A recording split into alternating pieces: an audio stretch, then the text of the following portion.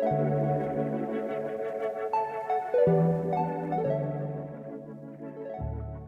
this is Hamad and welcome to Final 50, where I travel to the last 50 countries on Earth. Now, I recently came back from Tajikistan and I want to provide you with a behind the scenes of how you can maximize your experience in the country on a budget, especially if you have limited time. So let's get started. Now, Tajikistan was part of a Central Asian tour I decided to do on my own through Kyrgyzstan, Tajikistan, and Uzbekistan over the summer. And my goal was to go first to Kyrgyzstan, then fly to Tajikistan, and then from there fly to Uzbekistan, and then fly back home to California.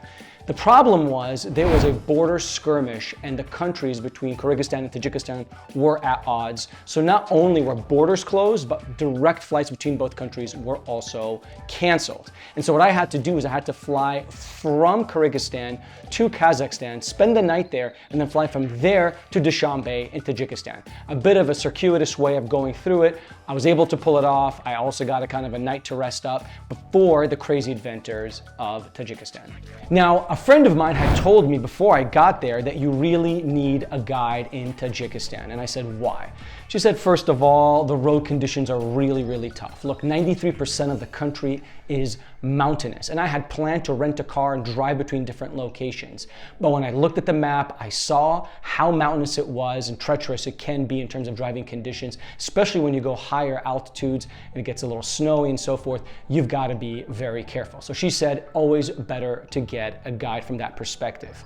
Also, safety concerns, getting lost, and really just maximizing your time, especially if you have limited time. So she gave me the reference of her guide. Her guide was busy, so he gave me his brother. His brother turned out to be an awesome opportunity for me to really get to see the country through the eyes of a local Borbad.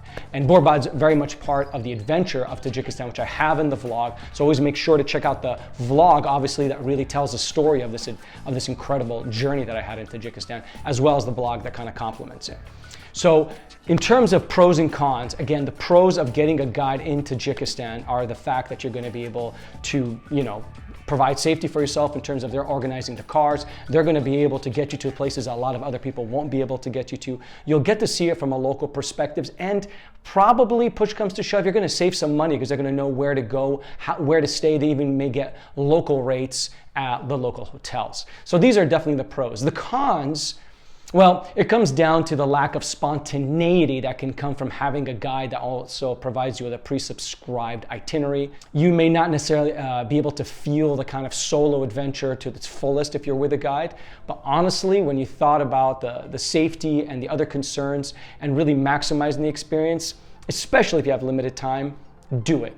Get a guide, they're reasonable, and they're going to be able to probably save you some money on the back end. Now, like I told you, I was fairly ambitious with this trip. My goal was to see both major aspects of Tajikistan, especially after I talked to my friend, and she was all about the nature. She was like, you've got to go to the Pamir Mountains. You've got to really get inside those mountains and really see the absolute raw beauty of the country's nature. But to be honest with you, I'm a history major, so I really wanted to check out the Pamir Highway because of the Soviet era and even pre-Soviet era, seeing how that highway kind of meanders through the country, almost along the Silk Route into Kyrgyzstan. And I also wanted to get a sense of the history of the country itself. And so I was really left kind of like figuring out, am I going to do more of the history and nature? Am I going to do just the nature and history? Can I do it both together?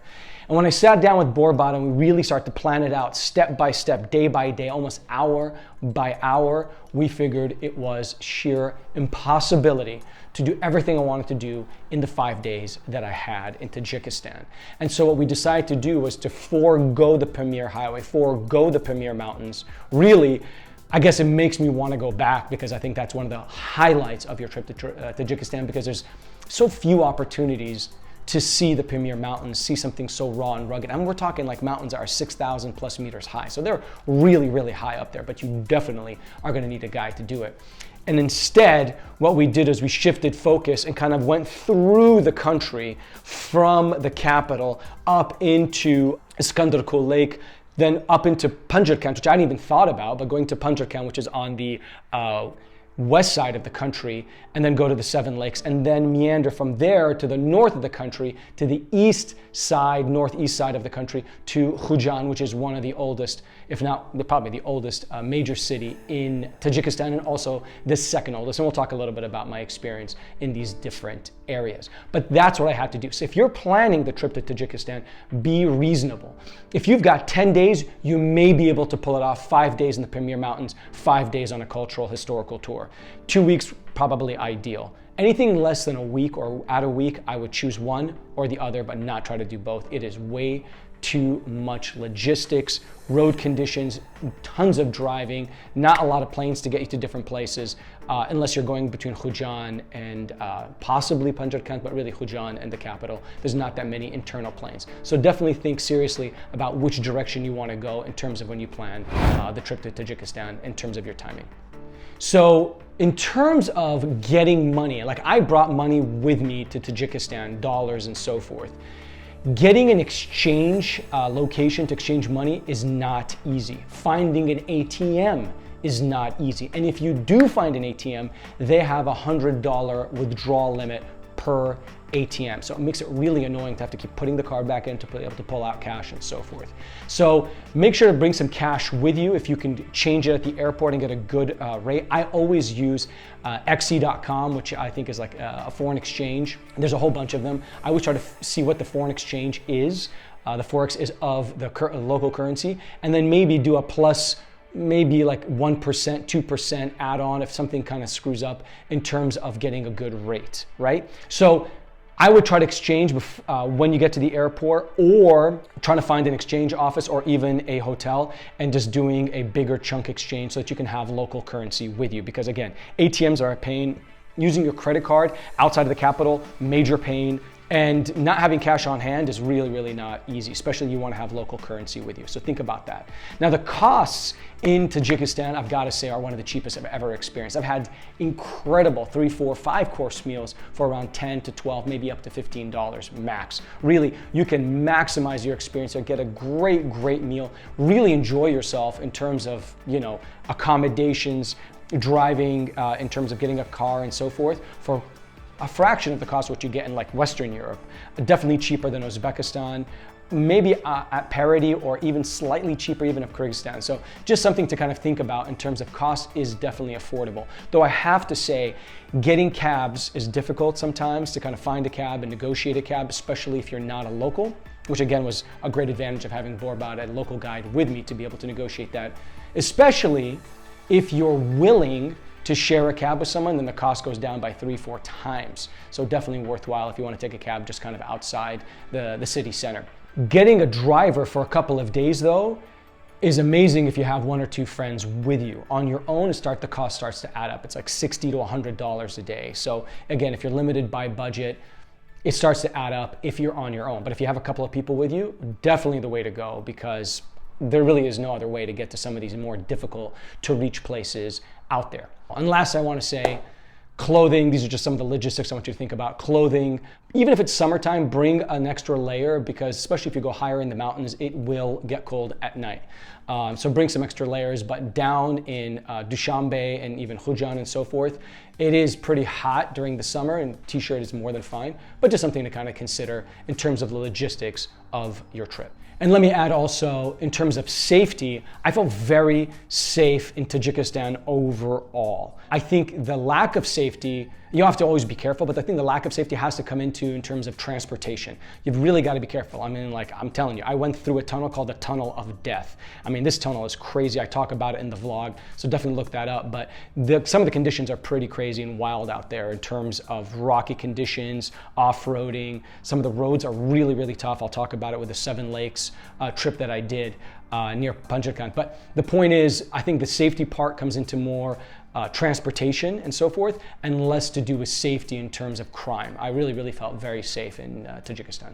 So a couple of quick highlights of the trip. Now I went to probably about 6, 7 different spots over the 5 days I was there, from obviously Dushanbe, the capital, to the Hisar Fortress, to the Novak Dam and that area, up into Iskandarkul Lake, Panjshir, the 7 lakes, Khujan, and obviously the driving all in between and stopping in different places. But I want to give you 3 of the highlights. To me, Dushanbe, I think, is underrated, and it's unique. It's probably not as over the top and ostentatious as like the capital of Turkmenistan from what I hear and see in the pictures, but there are some crazy buildings that really reflect and flex the pride of the Tajik people. Like they have a new Independence Square. Again, it's going to be in the vlog. I talk about it there. There's a lot of buildings dedicated to the art, to knowledge, to the poetry of the country, Rudaki and so forth. So a lot of very unique buildings. I have to say one of the most unique was the Novraz, I guess, tea house. I can call it the biggest tea house in the world. And what a construction. There's just so much to see in terms of the main attractions, the buildings, and the food. The Kurtuba, the main dish or unique dish of Tajikistan, there's a place called the Kurtub Khana, which is a restaurant that you can get this dish that is remarkable. Really, it's not one of those dishes you want to have all the time because it's really heavy, but it is so unique and so delicious. Definitely recommend it. Obviously, you've got the shashlik, which is a vestige of Russian, I would have to say Turkish, as well as the polov and the fruit. The fruit is amazing in the country there in Tajikistan. So really, you get a good taste of that in the capital, Dushanbe. The other place I want to kind of highlight was the 7 lakes. Did not expect that, but for Borba telling me, hey, let's do a side trip to Panjshir where he had some family. The 7 lakes really were incredible. I mean, they're cascading lakes, one after the other, 7 of them, obviously, stretched over maybe 15, 20 kilometers. Every 2-3 kilometers, you get one of these lakes. And each one is unique and different and beautiful in their own right. But man, I've got to say, that journey was crazy. Like we started in Panjshir. It took us probably 3 hours, and I'm talking rocky, dusty, treacherous. I mean, I was getting splitting headaches. Oh man, I already have sinus and allergies. It got really aggravated by that journey up there. But man, when we got there, as they say, you have to get through hell to get to heaven. It was beautiful, and we stopped at Lake 6 finally, and then slowly made our way up to Lake 7. And then I went to the end of Lake 7, which really was remarkable. Such a beautiful walk. So unique and so meditative. So highly recommend the 7 lakes. And obviously, if you're going to the 7 lakes and stay in Panjshir, which also has a lot of history, there's a really cool historical area there as well to kind of explore that's not too far from Panjshir. And just the area itself is one of the most historic, probably one of the oldest areas of Tajikistan and probably in Central Asia as well.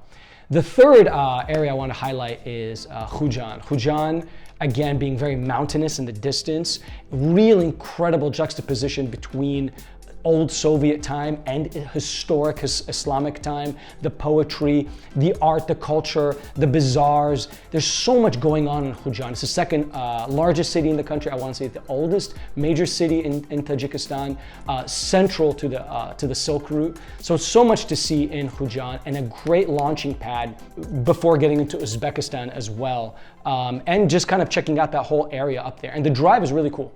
A really interesting drive up to Khujan. So I really highly recommend those 3 places if you're going to go to Tajikistan to see more of the culture, the history, the art, the traditions of the country. Well, I hope you enjoyed this behind the scenes experience of Tajikistan. There's so much I can talk about. There's so much I experienced on those 5 days. So please, if you have any questions, if there's anything I missed, any more clarification you need, post in the comments below. I'm more than happy to. This is an exchange, it's a community. I want to be able to talk to you, help you, and you can help me. It's all about paying it forward and working together to explore the world together. Check out the vlog, obviously, because it really kind of encapsulates this whole experience in a beautiful way. I really spent a lot of time on that vlog. And the blog itself as well, which provides you with extra details I may have missed on this behind the scenes or in the vlog itself. Thank you for watching, stay curious, and I look forward to seeing you on my next journey.